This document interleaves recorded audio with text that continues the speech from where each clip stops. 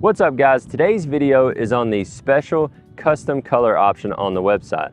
Say you're cruising through the website, building a diamond C trailer to fit your style, you get to the colors and you don't really see one that resonates with you or that matches kind of what you got going on.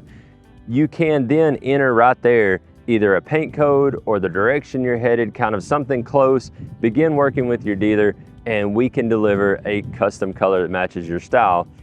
Looking at this GTF behind me, that's just what this is.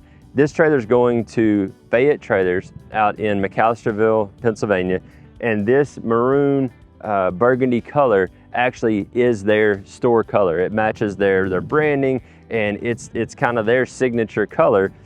And in this case, we paired it with this Mustang, for example, because say you've got your toys, your Mustang, your tractors, whatever it is, and you want to complement them, but you don't want just another black trailer or another blue trailer, whatever the base color or the normal is. You want something that kind of stands out a little bit, but complements your toys very well.